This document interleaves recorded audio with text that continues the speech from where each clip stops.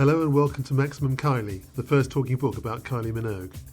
It was written and researched by Sally Wilford, music is by Amanda Thompson and it's read by Nancy McLean. You can check out our full catalogue on our website at www.chromedreams.co.uk.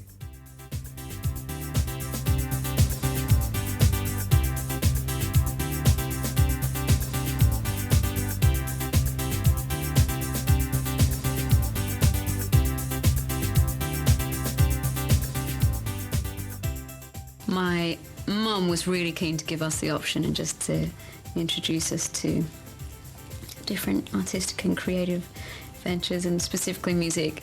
I played piano, flute, violin till I was about 13, by which time I'd become a slave to pop music. Every so often, an artist comes along who exudes that certain something, that elusive X factor, that although indefinable is truly unmistakable. A figure who attains a notoriety of such lofty proportions that everything he or she does consistently both surprises and delights the worldwide market. From pop puppet of Stock, Aitken and Waterman to self-assured businesswoman in charge of her own life and affairs, this particular lady has had a career that most can only dream of. A career which has seen her reach the heights of superstardom and sink to the depths of depression and back again. Over the period of the last decade and a half, this diminutive diva has made a fantastical metamorphosis. A change which has transformed her from an actress on a prime-time television soap opera to an Australian icon and a true global celebrity. This is no mean feat for someone who came into the public consciousness wearing greasy overalls and fixing broken-down cars. Her role as the sassy bubble perm sporting mechanic Charlene may have been how she first came to the public's attention, but since then, it is her multitude of other talents which have secured and reserved her place in the spotlight. Her life has been an emotional roller coaster, involving a succession of highs and lows that have been documented with every chart release, every movie role performed, and every boyfriend photographed.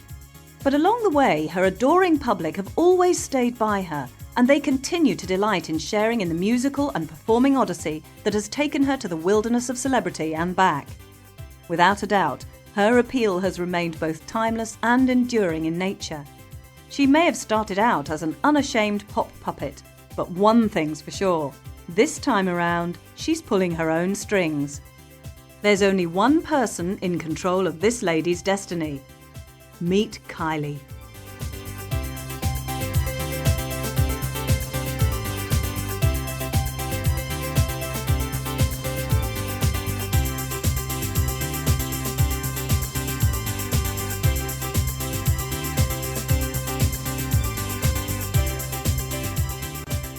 I never intended to be a singer.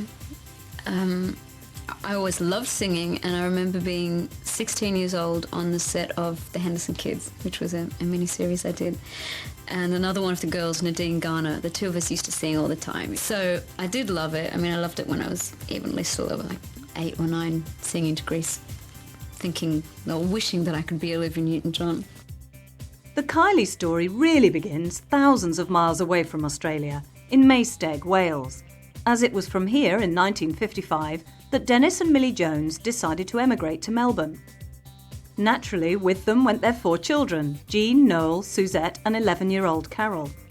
Carol was to fall in love with a young accountant called Ron Minogue, who she decided to marry. 4 years later, at age 24, she gave birth to her first child, and so, on the 28th of May 1968, Carol Minogue gave the world her firstborn, Kylie Ann. In the years that followed, the arrival of both sister Danielle and brother Brendan made it a family of 5, and it was then that the fun truly began for Kylie. Growing up, her mother would continually encourage her little girls to express themselves, and buoyed by such enthusiasm, both would happily perform renditions of ABBA songs or numbers from the hit musical Grease. In fact, whenever either of them was asked what they wanted to be when they were older, both would reply, "Probably famous."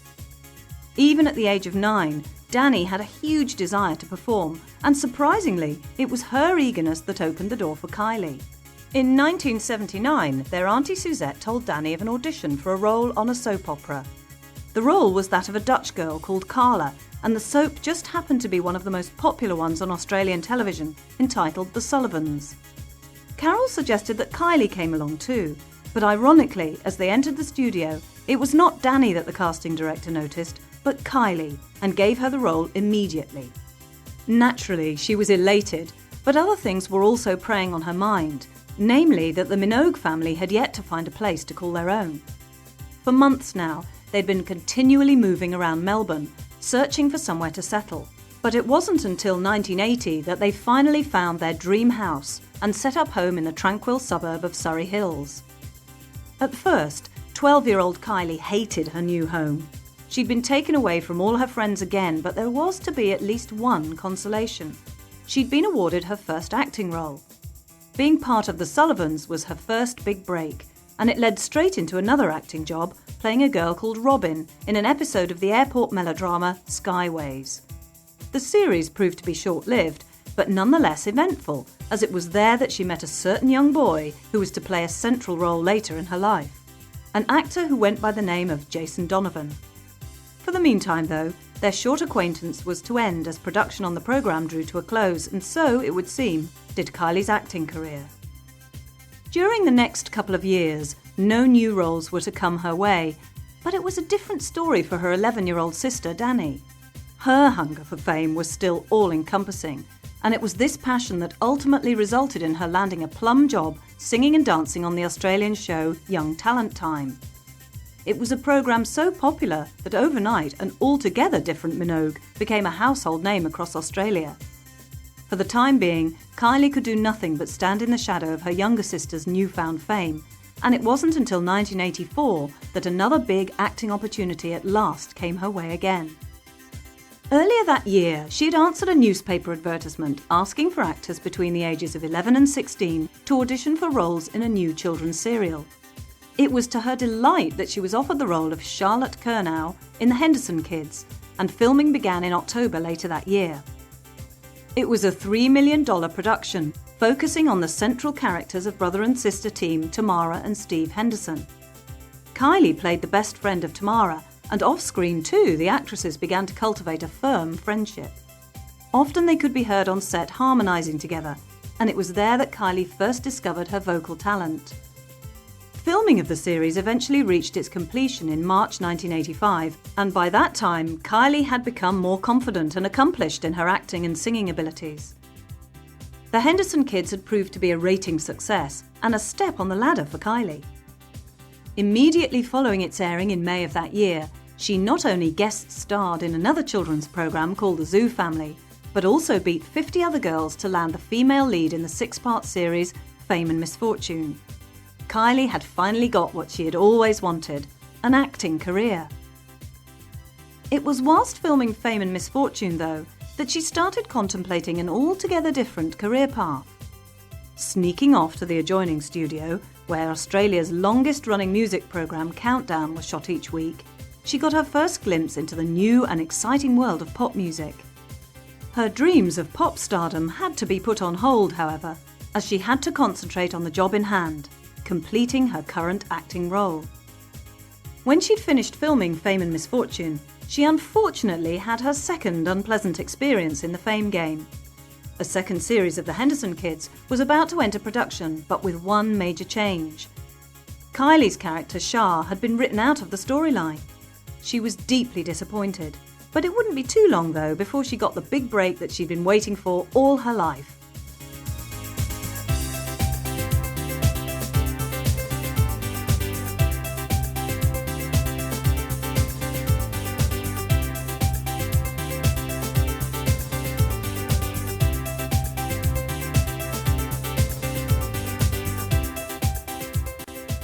My career started up there and I had nothing to gauge it against. Finished school, thought, I actually signed up for the Dole. Okay, I'd like to do acting full-time now. I'd done it through school as well. And you always think of more out-of-work actors than working actors. So I was trying to be very sensible about it, and that's just what you did if you were to become an actor. Quick, sign up for the Dole, you might not get work for 6 months. But I was lucky enough to land Neighbours. Christmas came and went, and Kylie Minogue saw in the new year of 1986 with stars in her eyes and a burning ambition to make it big as an actress. Heading off to another audition in January, she wanted to forget the hurt and humiliation of being excluded from the new series of the Henderson Kids and look to the future. And so she swallowed her fear and gave the audition in Melbourne her best shot. Jane Russ, the talent director, and John Holmes, the show's producer, were more than impressed by her performance and gave her the role on the spot. The part was in a fledgling series that had been first aired in March 1985, but had been axed 26 weeks later by the Seven network. An opposing TV network, 10, had decided straight away to revive the serial, and now they were hoping to relaunch it and make it a success. The character she would be playing was called Charlene, and the soap opera's name was Neighbours. Kylie started filming in February, and 2 months later, on April the 18th, her debut as Charlene Mitchell was aired in Australia. Grundy Television Productions, the people behind the development and production of the show, were hoping that an injection of new blood and more emphasis on youth storylines would revive the flagging ratings. From the day it aired, Brian Walsh, head of promotion and publicity, engineered a rigorous promotional trail that took the cast to nightclubs and shopping malls across Australia each week. At that time, it was not unusual for soap stars to engage in such activities, but this cast had no qualms whatsoever about grabbing any publicity they could to ensure the show's continuation. 2 actors in particular were especially enthusiastic on these promotional jaunts. Kylie was one, Jason Donovan was the other. When Kylie had joined the show initially, she'd been delighted to discover that she had been written in as friend to Jason's character, Scott Robinson. She was only meant to be appearing for 13 weeks, but then something strange happened. The ratings began to improve. She and Jason had met some years earlier whilst filming Skyways, and such a commonality meant that they quickly became firm friends. Soon, their on-screen romance was giving the series a much-needed publicity boost, and Neighbours had a teen following and a growing interest from the media. The public's love affair with the show, however, was not the only hint of romance in the air. Rumours had begun circulating on set that the relationship between the 2 most popular actors, Kylie and Jason, was less than platonic. The show's producer, though, decided that it was best all round that everyone knew them as just friends. These 2 young actors now had to put on the best performance of their lives so far. They had to pretend that they weren't in love at all. The young lovers kept their side of the deal by not letting the public know of their relationship. Off-screen, however, the 2 became inseparable. She was always round at his house after filming, and he was there cheering her on in August when she performed a song at a benefit concert for the Australia Rules football team Fitzroy. They even went on a romantic holiday to Bali together, and with Neighbours airing successfully in the UK in October, they couldn't have been happier. Things kept looking up, and in 1987, Kylie became the youngest person ever to be awarded Australia's most popular actress at the TV Week Logies. Even more exciting, though, were her discussions with Mushroom Records, who were interested in signing her after hearing her vocal talents at the benefit concert the previous year. By July, Kylie was realising her dream of becoming a star. She had recorded her first single, shot her first video, and her on-screen wedding to Scott Robinson had become the highest-rating episode of a soap opera in the history of Australian TV. All this, though, was to pale in comparison to her first single, Locomotion, produced by PWL engineer Mike Duffy, going to number 1 in Australia for 7 weeks and becoming the biggest single of the 80s. Unfortunately, in October she suffered a knockback. She'd taken 10 days off working on Neighbours to fly to London to record a new single with a new production team. When shopping the single around to the major UK record labels in search of a distributor, though, there was only one interested. Disheartened by such a lack of interest, PWL, inherently a production company, decided to take a risk on this petite Australian actress whose soap opera was climbing the British ratings at such a phenomenal speed. They would join forces with Mushroom and distribute the record themselves. In November, PWL Records was created, and Kylie had acquired a UK record label and production team who would distribute her new release. The single was called I Should Be So Lucky, and her production team was Stock, Aitken and Waterman.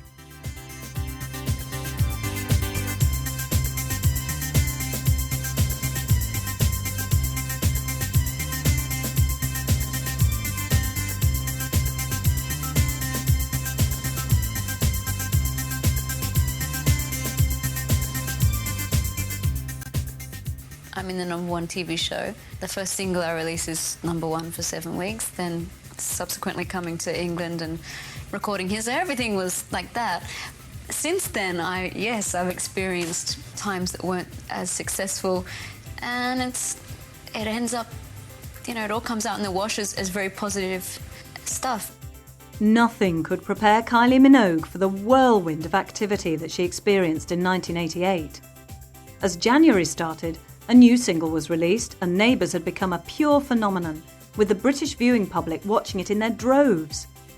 She was becoming so popular there, in fact, that she was personally introduced to the Prince and Princess of Wales at the Australian bicentennial celebrations in Sydney. February was to be no different in the popularity and publicity stakes, and on the 15th her single I Should Be So Lucky reached the #1 position in the UK charts and stayed there for a further 5 weeks. Moreover, it was also #1 in Australia, making her the first pop artist ever to simultaneously hold the top positions in both countries. At 19 years of age, this young woman had scored 2 top-selling singles, recorded a follow-up single and starred in the 3rd highest ratings show in the UK. Life was incredible, but she was soon to have a taste of the downside of fame. When Kylie had secretly holidayed with Jason in Bali, a tourist had photographed them together on the beach. By March of 1988, that very photo was splashed all over worldwide newspapers. Immediately, their spokespeople responded with comments that they were just good friends, and the interest in their relationship appeared to be dampened, for the time being anyway. With Kylie and Jason's love affair still successfully under wraps, the rest of March and all its accomplishments could be enjoyed. I Should Be So Lucky peaked at a respectable 28 in the USA, prompting interest from Geffen Records, and Kylie cleared the board at the Australian TV Week Logies, picking up 4 awards. By April, she was also celebrating the release of her new single, Got to Be Certain, which managed to reach #1 in Australia and #2 in the UK. Jason was also riding the wave of success, winning 1 Logie Award and later flying over to London to record his own material with Stock Aitken and Waterman. Miss Minogue, in the meantime, was becoming increasingly more determined to concentrate on her pop career, and so in June, with 2 international hits to her name, she shocked her Neighbours fans and left the series. Her love for Jason was still ever present though, and keen not to see less of each other, they set up house together in Melbourne. Unfortunately, however, 2 weeks after filming her last scene for the soap, they had to separate, as she had to board a plane to embark on a 3-month global promotional tour in support of her debut album, Kylie. The tour took her to London in July, and by then she was truly learning to exploit the international media to her best advantage. It was clearly a formula that worked. Her debut album was #1 in the UK and New Zealand, 2 in Australia, and had reached the top 10 in numerous other countries. It sold 100,000 copies alone in Britain in the first week of release and became the fastest-selling album by a female artist in the history of the British recording industry. It's estimated that she earned $2.8 million in the first 6 months of 1988 from record sales alone. Kylie Minogue was truly unstoppable, and the UK version of The Locomotion, released later that month, confirmed as much when it crashed in at #2 and became the highest entry ever on the British singles charts by a female vocalist. Exhausted by such achievements and a grueling promotional tour meant that by late August she didn't have the energy to bask in the glow of her most recent single, Je ne sais pas pourquoi, reaching #2 in the UK. In fact, she was in the midst of cancelling the USA leg of the tour and flying back to Australia so she could be with Jason and recuperate. Completely drained and in desperate need of some normality, there was only one thing that she wanted to do now: let the world know about her and Jason. And so, in September of 1988, she confessed all to the magazine TV Week, simply stating, "I guess everyone knows we're going out together." Her publicity people needn't have panicked. The public embraced such news with open arms, and Jason's single at that time, Nothing Can Divide Us, happily inhabited the top 5 of the UK charts. In fact, the announcement seemed to boost both of their careers and resulted in the recording of their first duet together. Especially for You was released in November and became a Christmas hit in many parts of the world. It was the month of December, though, that was most significant, as it was then that Kylie Minogue signed a new contract. This time it was to star in her first feature film. Whilst excited by such a development, there were other matters preoccupying her thoughts. She and Jason had attended a gig in Melbourne, and backstage someone had made a huge and lasting impression on her. The gig was by the Australian band In Excess, and that someone just happened to be their lead singer, Michael Hutchence. 1988 had truly ended the way it had begun, full of excitement and anticipation.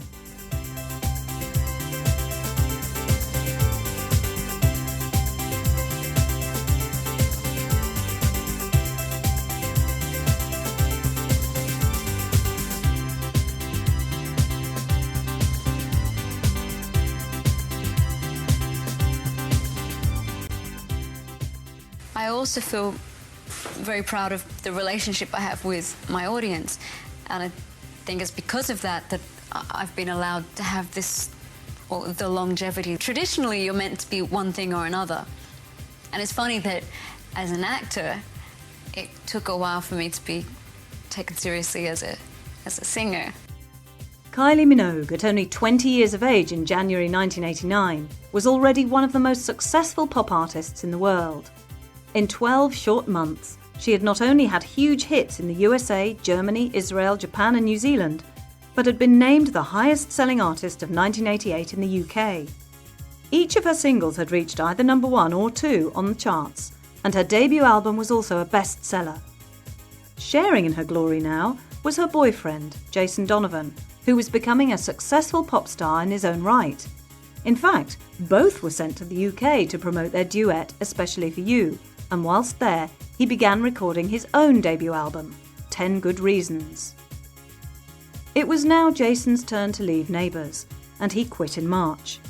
His debut album had pre-sales already of 100,000, and the time was right to move on. Unfortunately though, as his new pop career exploded with 10 Good Reasons going straight in at the top, so his relationship with Kylie became more estranged.